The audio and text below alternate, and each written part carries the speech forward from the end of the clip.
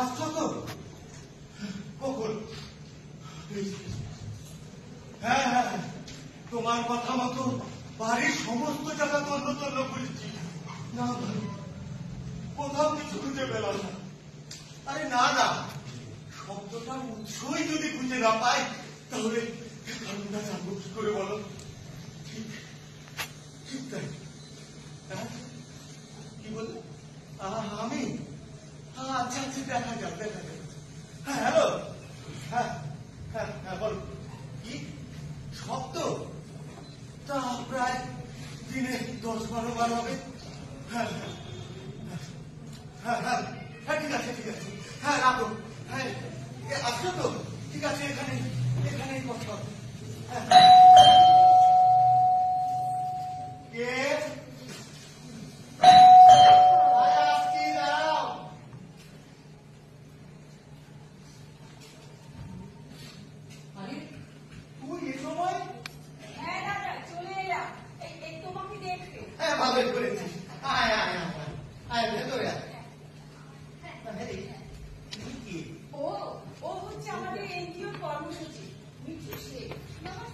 নমস্কার, বসুন।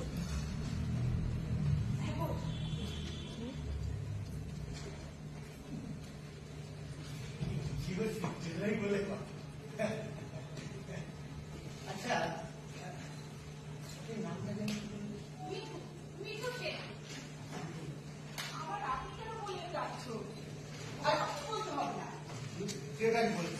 আপনি আজকে না বললে অসম্মান হবে না? আচ্ছা ঠিক আছে। হ্যাঁ রে, বাবাইকে কোথায় রেখে? বাবাই ওর বাবার সঙ্গে কোয়েলের বাড়িতে গেছে, বিকেলে চলে আসবে। আমাদের আবার 12টা থেকে ডিউটি আছে, তো ভাবলাম একটু তাড়াতাড়ি চলে যাবো। ভাবলাম যে তোমার সঙ্গে একটু দেখা করে যাই। কোয়েল মানে তোর ওই ননদের বাড়িতে? হ্যাঁ, এই তোমার জন্য একটু পায়েস করে এনেছি, ধরো। আবার কি দরকার ছিল বল? তুমি সামান্য ধরো তো। আচ্ছা, এনেছি যখন যাওয়ার ভিতরের ঘরে গিয়ে রেখে। ঠিক আছে। হ্যাঁ মিঠু, এবার বলো এই তোমাদের এই সংগঠনের কাজটা ব্যাপার। হ্যাঁ, ভালোভাবেই চলছে। এটাই তো চাই। আসলে বুঝতেই তো সর্বত্রই এখন ওই গিভ অ্যান্ড টেক পলিসি চলছে। তার মধ্যেও যে তোমরা সাধ্যমতো কাজটা করে চলেছো, এটাই বর্তমানে একটা সহজ সরল নীতি চালু হয়েছে। কিছু পেতে হলে কিছু দিতে হয়, কিছু সুবিধাবাদী নীতিভ্রষ্ট মানুষ। আরে বাবা, ওই নীতিভ্রষ্ট মানুষগুলোই তো সমাজের আসল বন্ধু।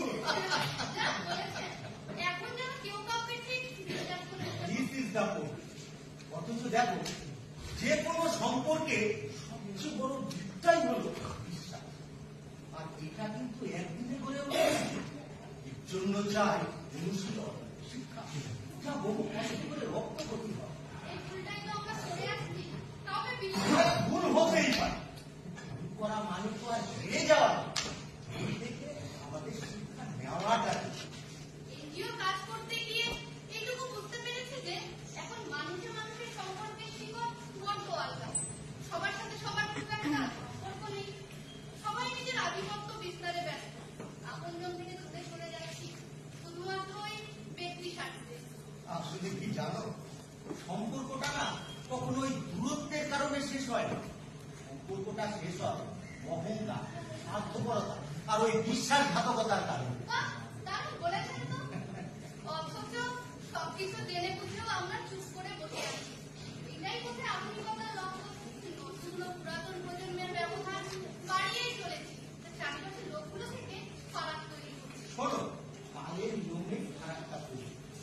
তুমি যে ব্যবধানের কথাটা বলছো না, অর্থাৎ ওই জেনারেশন গ্যাপ, তা শুধুমাত্র অভিজ্ঞতা বা বয়সের কারণে নয়, মনোভাবের কারণে।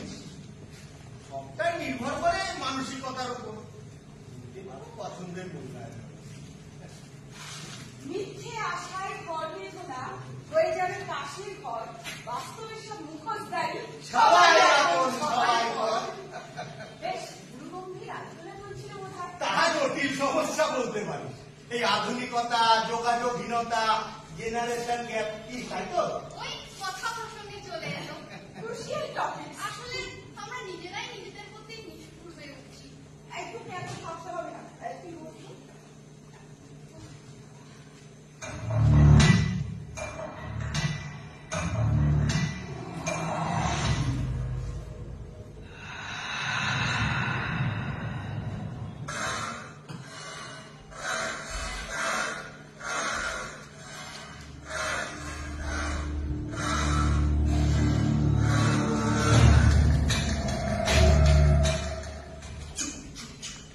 কি আবার সেই শব্দ।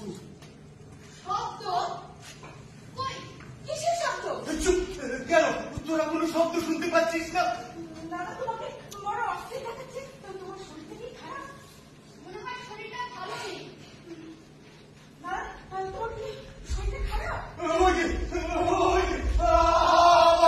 আবার শব্দটা শুরু হলো।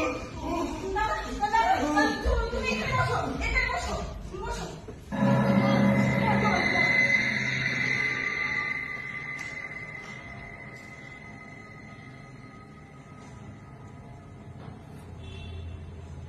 এবার শুনতে পাচ্ছ? না তো, না, আমি তো কোনো পাচ্ছ না? শব্দই শুনতে পাচ্ছি না। বিরক্তিকর সেই এক চেনা শব্দ। দাদা কি হয়েছে বলো তো? তোমাকে বড় অস্থির দেখাচ্ছে। ডক্টর সেনকে কল করবো? না না, তার আর দরকার হবে না। এটা কি যন্ত্রণা হচ্ছে? শরীরটা কি খারাপ? দাদা মনে হচ্ছে শরীরটা ভালো নেই। আহা, আমি ঠিক আছি, তোরা বসতো। তোমাকে এইরকম বিভ্রান্ত হচ্ছে আমি কোনোদিন দেখিনি দাদা। আমার মনে হয় একটু ডক্টর থেকে চেম্বারে নিয়ে যাওয়া উচিত। বলছি তো আমার শরীর ঠিক আছে। এটা ঠিক নেই। একবার চেক আপ করানো দরকার। এই তো কদিন আগে আমি সমস্ত কিছু চেক আপ করা, আমার সুগার, কোলেস্টেরল, ইসিজি, বিপি সব কিছু। তবে হ্যাঁ, আমার আমার মনটা উত্তোলা হয়ে গেছে। কিন্তু কেন দাদা? বললাম না, শব্দ, সেই বিচ্ছিরি বিক্ষুটের শব্দ। সে শব্দ বলুন তো। কই আমি তো কোনো শব্দই শুনতে পাচ্ছি না। আমিও না। এই তো লাখ টাকার প্রশ্ন, কিসের শব্দ? আমি তো তোমার কথা শুনে কেমন ভয় পেয়ে যাচ্ছি। আমি তো তোমার কথা কিছুই বুঝতে পারছি না। আমিও তো তোদেরকে দেখে অবাক হয়ে যাচ্ছি, তোরাও কোনো শব্দ শুনতে পাস না, আমার কাজের মাসিটাও শব্দ শুনতে পায় না। না তো, কিন্তু আমি শব্দ না হলে শুনবো কোত্থেকে? তবে কি এ শব্দ শুধু আমার একার জন্যই সৃষ্টি? মানে শব্দটা না আমাকে নাস্তা নাবুদ করে ছেড়েছে। কখনো বেড়ে যায়, আবার কখনো থেমে যায়। আমি তো মন খারাপ করে দেওয়ার মতো শব্দ। আমার তো তোমার কথা শুনে আমার শরীরটা কেমন ছমছম করে উঠছে।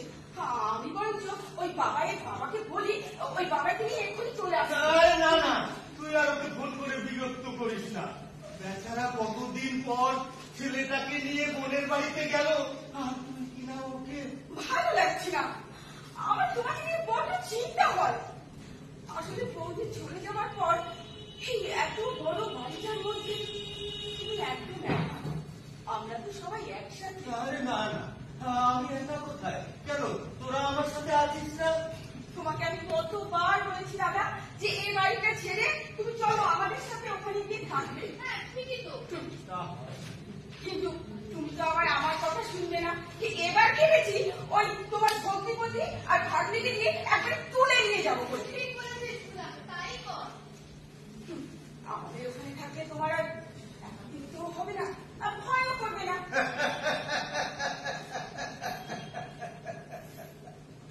একাকিত্ব, নিঃসঙ্গতা।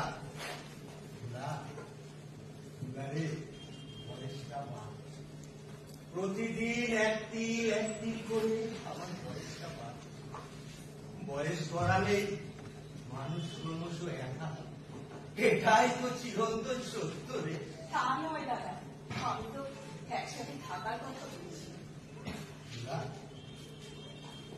আমাদের আমাদের স্মৃতি মাখা ভর্তি বাড়ি, কত স্মৃতি বাড়ির কোনায় কোনায় চোখে আসে। কত ইতিহাস, কত ইতিহাস জানি না। আর আমি বাড়িটা ছেড়ে চলে যাব, এই কথাটা ভাবলে না আমার বুকের মধ্যে কেমন জমাট বন্ধকার নেমে আসে। মানুষ একসাথে থাকার চুক্তিবদ্ধ হয়েও বিচ্ছেদ করে, অথচ পাখিরা সঙ্গী হারালে খুব বসে মরে।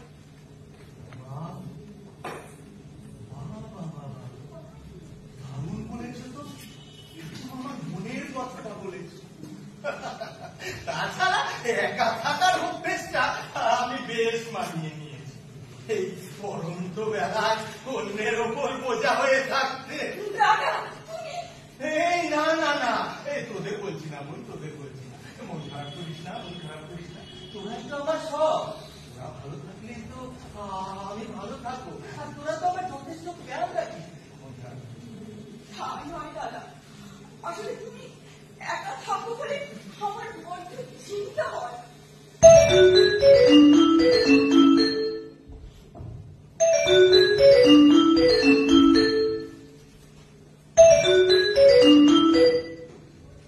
হ্যালো, হ্যাঁ হ্যাঁ আসছি।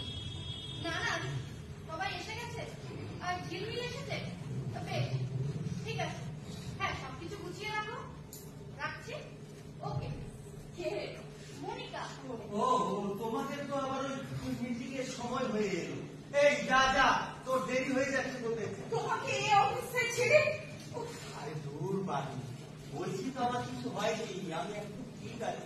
আর দেরি করিস না, যা যা যা, তোদের দেরি হয়ে যাবে। কিন্তু শব্দটাই বা কিসের বলুন তো? আমরা তো শুনতে পেলে না তাই তো? না। আমি তো ঘরের চারিদিকে খুঁজলাম, কোথা থেকে শব্দটা আসছে আমি ঠিক বুঝতে পারছি না। এই সচেনা শব্দ, শব্দটাই না আমাকে আমাকে বাড়িয়ে দিচ্ছে। আপনার কবে থেকে শুনছেন শব্দটা? তা তা প্রায় 7 দিন হবে। তবু দেখো আমি না শব্দটা উৎস খুঁজে পাচ্ছি না। 7 দিন? আশ্চর্য ব্যাপার দাদা। এই যা যা, তুই এসব নিয়ে চিন্তা করিস না তো, যা যা, তোদের দেরি হয়ে যাচ্ছে, তোরা যা যা। যাবো। আরে বাবা, বলছি তো আমার কিছু হয়নি, আমি একদম ঠিক আছি। যা, তোরা নির্ভয়ে যা। তাহলে শোনো, তুমি কিন্তু সাবধানে থেকো, আচ্ছা। রাতে ফোন করবে কিন্তু। ঠিক আছে। হ্যাঁ আসছি দাদা। হ্যাঁ হ্যাঁ হ্যাঁ, এসো।